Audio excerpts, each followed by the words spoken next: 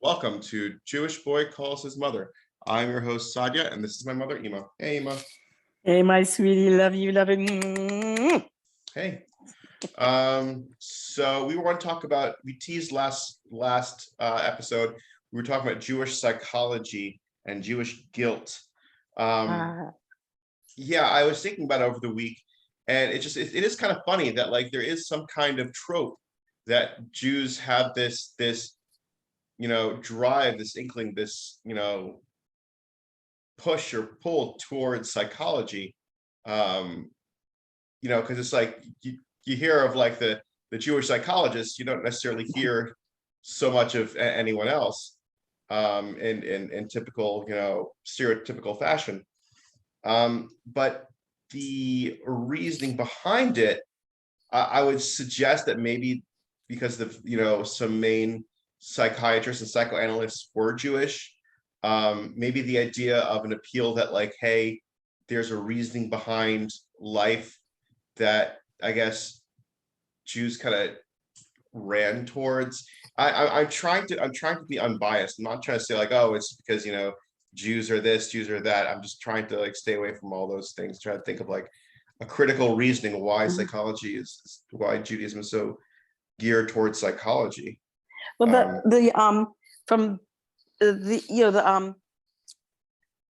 our religion is very, very much based on questioning and analyzing the Gemara.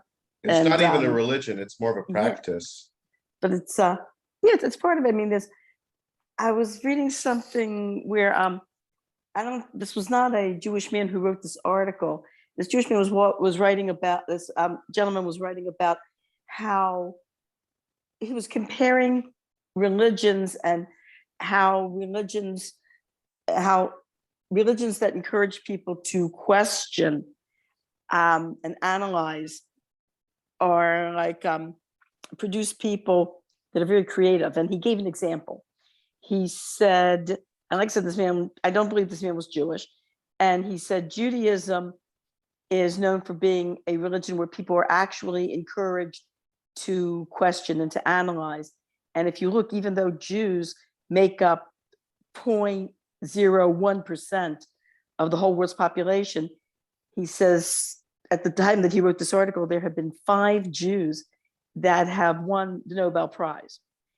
On the other hand, he says Islam, which is pretty much a type of religion where you're expected to very, very much just, come lockstep and follow. He says, even though Muslims make up much, much more of the world population than Jews do, he says to this date, there's only been 1 Muslim recipient of the Nobel Prize. Yeah, but they invented geometry and algebra and various forms of architecture and had a golden age, for quite a while that accomplished and contributed a lot to society. So the Nobel Peace Prizes are pretty recent. So you want to go ahead and stack that up. There is a strong significance, so that logic doesn't really, follow through. That's a good point. That's when the Nobel Prize is fairly in comparison to world history. True, but I wanted to something. You're talking about like Jewish guilt.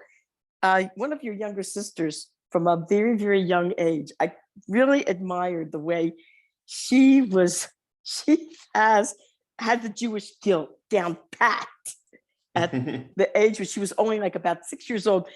She was like 5 or 6. She wanted me to play with her. I was very busy. And I said, I'm sorry, Charlotte, later you and I can sit and play, but right now I'm just so busy working. I guess I was cooking dinner. I forgot what I was doing. It was something that needed to be done right then and there. And she very sweetly says to me, that's okay. I'll just play by myself. And I go, okay, come on, I'll play with you now. Oh my gosh. I couldn't get over that. I mean, wow, this guy's got talent, boy. I think I remember watching I think the TV show was Rescue Me, and the main actor Dennis Leary was playing a firefighter, an Irish firefighter, Remember that was good. It was good. Yeah, it was It was a good good series, yeah. until the writer's strike, and they just like had stupid plot lines, and I just quit. I was done. But he gets a ticket from a guy, and he thinks he's an Irish cop. He's like, oh, come on, with the whole thing, he tried to convince him, like, oh, we're both Irish, yada yada yada. Can you just cut me some slack? The guy's like, I'm Jewish. He's like, well, we're very similar. He's like, no, we're not. The difference between Irish guilt and Jewish guilt. He's like, what? Nothing except the alcohol. I like that. That's good. I like that very much. Yeah, that is cute. I remember. You're talking about Irish. Knowing for the Irish Catholics are known, for their drinking. There was a call. I was listening during the heyday of the talk show Psychologists, and one of them receives a call from this woman who, she said that she and this man have fallen in love and they want to get married, but they're of two very different religions and they don't know how they're going to get the families together as far as the wedding goes. So of course my automatic assumption was, okay, Jewish with Catholic or Jewish with Jewish with Protestant, something like that. No, they were both Christians, except her family was Pentecostal. His was Irish Catholic. That's what always kind of confuses me. And we're like, the talk show, she kind of cracked up laughing. She goes, oh no, it's the prohibitionists with the boozers. Oh gosh. You're Pentecostal people. I mean, I was talking to a woman who was Pentecostal, and she told me that that the girls are not allowed to wear that. I don't know if this is just her particular sect of Pentecostal or in general. So if anyone's listening who's Pentecostal, please don't be offended because I don't know anything except what I was listening to this woman tell me, who was Pentecostal. She said that the girls do not fix themselves up. They do not wear makeup, and they abstain. They totally abstain from alcohol. Interesting. Yeah, I'm sorry for interrupting. I just thought of an interesting concept. I find it very interesting that when there's various sects of Christianity, they don't really want to marry into one another, which is interesting because in Judaism, as long as you're Jewish, it doesn't really matter. Like they don't really care if you're Reformed, Conservative, Orthodox. I mean, there might be some bumps along the way in regards to practicing, but it really doesn't matter about any of that. I think many Jews are, because of the amount of assimilation, unfortunately, I think Jews in general are just happy that their kids marry another Jew, or marry within the religion. I think they're just plain happy about that. And don't look a gift horse in the mouth type thing. Although I'm sure when it comes to like some of these like more esoteric sects, like Hasidic sects of, especially in Israel, the Babav or the Satmar, and I'm sure they're not happy when their young people marry someone who's, I guess, young Israel Mizrahi, We'd have to ask. Yeki, whatever. But we were talking about like Jewish psychology. One of your sisters was working. I don't like, as you know, I don't like to say specific names of restaurants and establishments. Yeah, but she was working at this particular, Jewish restaurant on, Saturday night, and these two yeshiva boys got into a real heated, I don't know if it was a discussion or fight, but it was pretty bad. And so one said to the other, do you want to take this outside? And the other yeshiva buffer said, yeah, okay, we'll take it outside, fine. And so they go outside, and your sister and a bunch of, of the Jewish kids that were there in this restaurant go, oh, wow, a fight, let's go. Yeah, you're talking about teenagers, like, oh boy, we want to go out and watch this. Yeah, it's gonna be a fight. So these two guys, they stand up, they put up their fists in front of each other, and one of them says to the other, okay, go ahead, you throw the first punch.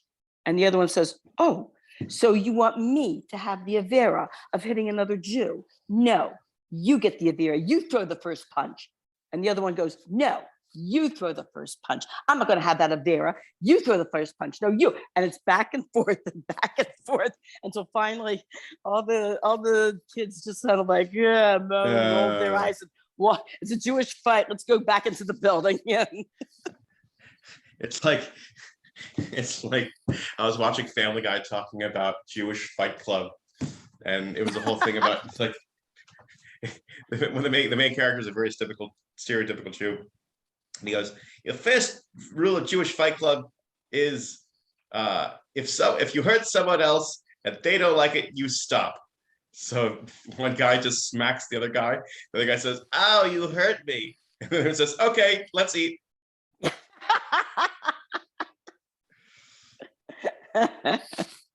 You were talking about speaking of psychology and whatnot, you were talking about a book previously by Ayn Rand or Ayn Rand. Like, it Yeah. was very interesting the way you were explaining it to me. Okay, here's what it was. A couple of weeks ago, I was listening to the radio about there's a tendency now, as we know, that with the transgenderism and everything that's going on, that you have people that want to eliminate sex-oriented pronouns, the ones basically he, she, and they want only pronouns that are gender neutral to be used. Like a lot of them refer to themselves as they or we. That's different though. No. What happened was when I heard this, and I was listening to this on the radio, it jolted to my memory about a book I had read when I was in high school, and it was Ayn Rand's. It was a very thin book. It was called Anthem, and the book begins where it's a group of people who are living in this extremely totalitarian society where everything is decided for them, and when they come of age, they go in front of a judge, and this judge tells them exactly what profession they're going to have, and they are going to be working at this profession the rest of their lives. And no matter how badly they feel about it, they have to give the salute and say the judge is right, and we will go with what the state wants us to do. And everyone in this totalitarian society, what happens is, so this group of people, of course, they say we, they're talking about themselves. And they're a group of very intelligent, talented people. And they know they're intelligent. And they know that they're extremely capable. And they know that they're very talented. And they all come in front of this judge. And the judge looks at them and says, "You will be the trash collectors." And of course, they're just devastated, but they have to accept the judge's decision, and they give the salute. And they said, "Yes, the state has deemed us, and we will agree with the state and follow what they say." So they start to work as trash collectors, but as they're working, they start to talk among themselves, and they start to reason, they start to think. And one of them falls in love. And then the last chapter of the book is called I. And you find out in this last chapter, it's not a group of people at all. It's one man. And in this totalitarian society, each individual has to refer to him or herself as we. Because there's no individuality. And the way that this man discovers his individuality, one of the ways, there's many ways, but one of the things he does that takes him on this road to realizing who he is as an individual. Oh, by the way, this person does manage to escape. You think it's a group of people. They do manage to escape the society. They go into a forest or a wilderness where they're able to discover who they are as individuals. And then the last chapter is when you find out that this is not a group of people. This is one man. And one of the ways that this man found his individuality was also by falling in love with this woman and discovering his sexuality. Interesting. Yeah, that was really, really interesting, especially with the whole concept of, being considered they or them. But what I was trying to say was that with people nowadays that do they and them, it's because they're in this world where they don't see themselves as a man and they don't see themselves as a woman. So they call themselves a they because it's neither man or woman. And that's their take on it, and that's how they describe themselves.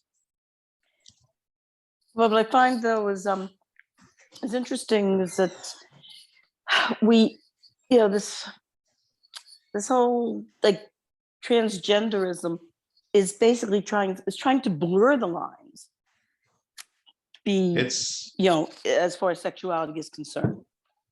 the thing is that people are figuring themselves out. This is a very new concept, and it's very hard to go ahead and we're so used to just one perspective, and now there's a wholly new perspective comes out. So there's a lot of knee-jerk reactions happening on both sides, and there hopefully will eventually come a more middle ground. But it's very peculiar about how everything goes. I'm just trying to step away and take a step back and just try to like see it from a non-judgmental perspective. But what's difficult to understand from a Jewish perspective, and this is where it's like a lot of times, people like rabbis aren't touching this right now.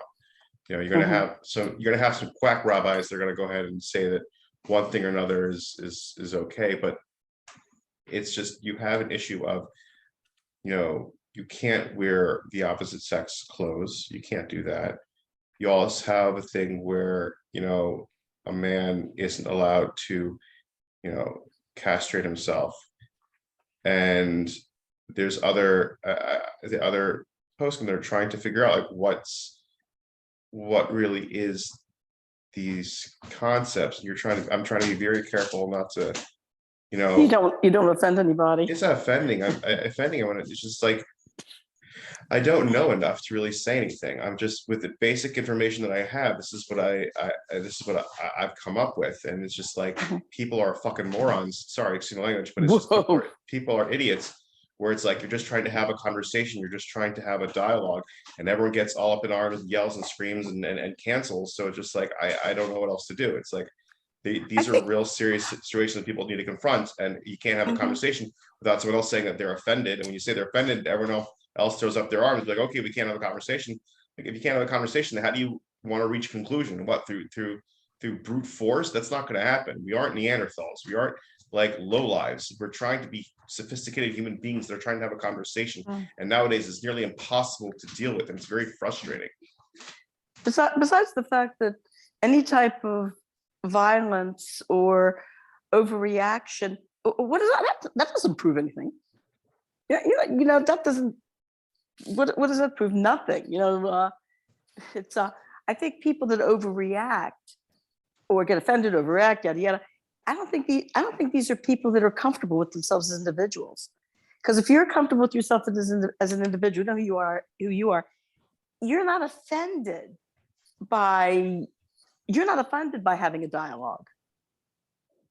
And I think the reason these people overreact is because maybe there's a certain, like I said, there's a certain doubt that they have about themselves. And when you start to question, it pings that doubt. And they don't want to have that doubt. They don't want to deal with it. Yeah, it's just ridiculous. But Jewish psychology again. Back to Jewish psychology. It was interesting. So the Chabad rabbi of University of Kentucky, just recently was tweeting a story that the right next door, his other house next door, was a bunch of college students celebrating graduation, and somebody yelled, "Kill the kikes," from the porch. So he went over there. He had to go ahead and he wanted to talk to the yeller, and then it took like close to an hour for the kid to finally come out. He asked him, to repeat what he said and if he knew the history of those words, and he explained him the damage of the words, and he went on this whole long explanation and explained to him, the issues with saying these words, that it's not just some dumb kids trying to be provocative. But he asked him to not use such language in the future, and encouraged him to stop by, the Jewish, center for a cup of coffee. And it's just, I think a lot of Jews like have a tendency to go that route rather than getting canceled or going nuts, because it creates a better dialogue. Like there was this one stand-up comedian I was watching, Modi, actually, he's a Jewish comedian, and he was making a joke about how, like, if you have anybody that says something wrong about transgender, gays, blacks, whatever, like they're canceled, they're screwed, they're basically kicked out, ostracized, whatnot. You have somebody say something derogatory against Jews, they sit you down, they talk to you, they take you to the Holocaust Museum, and they give you this whole nice cushy story, like what to do, what not to do.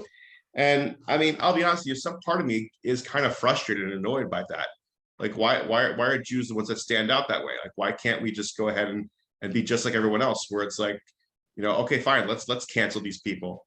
Like there was this one basketball player who was live streaming his video game play that he was doing, and he blurted out a slur. I think he just said kike or something like that, like he was calling someone something. And he got kicked off of the team. He got kind of screwed that way, but like the Jewish community was like, well, let's sit down, let's talk, let's have a conversation, let's discuss this, and it's just like, I don't know, I find it very frustrating. I think and that's why, in a way, like I'm kind of eating my own words from before, where it's like I was saying previously, like, why can't these people that are just getting all upset and asking for like, a body count, why can't they just calm down, have a dialogue? And here I'm talking about that, because we do have a dialogue, and I just want to go ahead and scream. It's this, like, I get both sides, and there's just very frustrating, like, middle ground where it's just like I myself am very annoyed. It's interesting how you said how Jews have a tendency, when faced with, say, like some like anti-Semitism, to try to talk to these people, try to have a dialogue, try to make them see where they're wrong, and hopefully the rest of the world like takes notice of this. And but now I remember growing up, I went to a school the school was predominantly Jewish. It was a neighborhood, it was a public school. But the administrators there were not, the administrators for the most part were not Jewish, and neither were the teachers. And it was, I'd say it was like 80% Jewish. And I remember the difference between the way, there was something about, you ever heard of a goysha cup in Yiddish? Means, a non-Jewish head, a goysha, right? And I remember my parents making comments like that when the goysha teachers and the goysha administration had a tendency to look to basically, these are the rules and that's it. And you don't question the rules, you just follow them. And that's what you're expected to do. And my parents and other Jewish parents found it a little frustrating, because when it came to certain situations where, your kid broke the rules, but there was a very good reason behind it, or maybe there were extenuating circumstances, it was very frustrating to the Jewish parents that the Goyshe administration and teachers wouldn't even sit down and dialogue, wouldn't sit down and try to, reason it out and say, okay, I can understand why this is the case, and maybe not punish your child, or maybe not suspend them, or maybe not, but they wouldn't. It was like very, very straight and strict, and that was it. Like, I remember one of the rules in Baltimore County, this is really sad, was, and we probably mentioned this before in a previous podcast, that a student was only allowed to miss school for the funeral of a close relative. And that there was a girl in Pikesville, in fact, a good friend of mine, unfortunately, who was hit and killed by a car. And her close friends who took off to go to the funeral were disciplined. I forgot if they had to go to detention for a week. I don't know if they were suspended for a couple of days, but it was really hard. I mean, what was the administration thinking? What are you teaching your student body about being human and having human feelings when you penalize students for attending the funeral of a fellow student who was killed in such a horrible way? Yeah, I always find that frustrating when looking at these rules and being like, well, that's the policy, that's the rules, can't do anything about it. Sorry. It just there's like you can't even stand up for yourself. You feel so trapped. No, but on the other hand, in the Jewish schools, when there's been like tragedies like this, everyone came to the funeral, practically the whole school. Yeah. And nobody was penalized for that. Of course, not at all. In fact, the principals and the teachers came. Yeah. I was even. When I think back to this girl, and I thought to myself, that was horrible. First of all, they should have called school. They should have had buses bringing the kids to this young lady's funeral, and the principal and the teacher should have been there to show up for the parents and give their condolences. It was really sad. None of that happened. That's what should have happened. None of it did. Yeah, we have to close off. But before we close off, I was listening to another podcast, and it was this Jewish guy who grew up became non-religious, but grew up and was talking to a friend of his who grew up in like a very hard public school. And they were talking about how this one kid in this class got shot and killed, and how like everyone had school the next day, like it didn't matter. And he was saying like that's crazy because if that happened in his school, like the whole school was shut down for like a week because of what happened. But yeah, so that's our episode. We have to call it. We were really over time. But I think what I'd like to end with, though, is as you see some of these examples that Jews in general, it said the Alter Rebbe talks about this. He says, what is the quality that Jews are known by? He says, we're known for being merciful.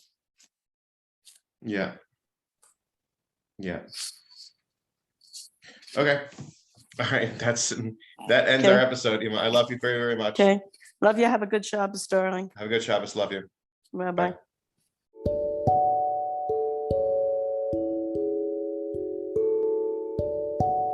Thank you for listening to this week's episode. You can find us on YouTube and Facebook at Jewish Boy Calls His Mother. I know you would like it, and my mother would too.